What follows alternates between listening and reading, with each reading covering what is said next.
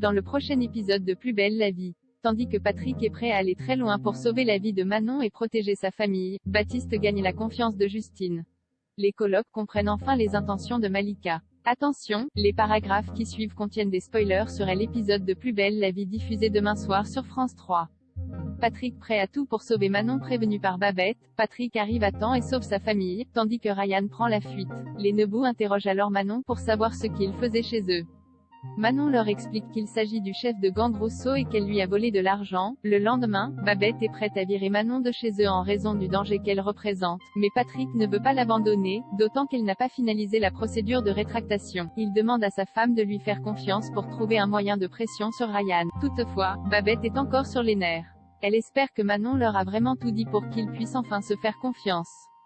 La jeune femme promet que c'est le cas.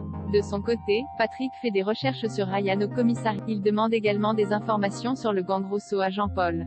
Celui-ci révèle qu'un arrivage de coke est prévu mercredi mais que les informations qu'ils ont ne sont pas assez précises pour organiser un flag. Le soir, Patrick se rend à la cité Rousseau. Il menace Ryan avec une arme, puis lui propose de rembourser la somme que Manon lui a volée en s'assurant que le Go Fast arrive à bon port. Ryan accepte à condition que Patrick s'en charge.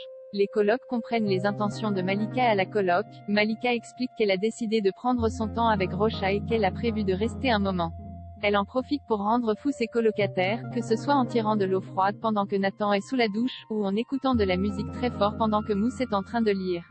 Par ailleurs, Malika raconte à Rocha que tous les colocataires le critiquent dans son... Pour remonter le moral de son compagnon, elle lui suggère de prendre du magnésium. Le soir, Nathan et Mousse se retrouvent au Marcy pour travailler en paix.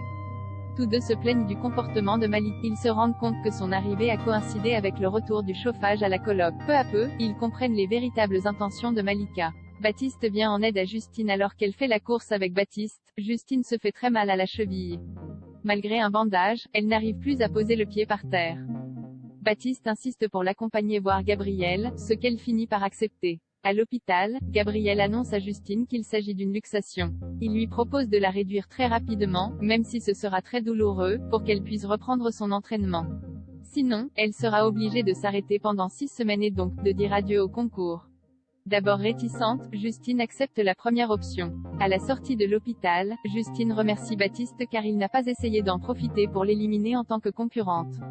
À la fin de la journée, Baptiste passait chez ses parents pour récupérer Mathis. Il reçoit un appel d'Emma, mais ne lui raconte rien sur son entraînement, prétendant qu'il ne s'est rien passé de particulier. Gabriel le remarque.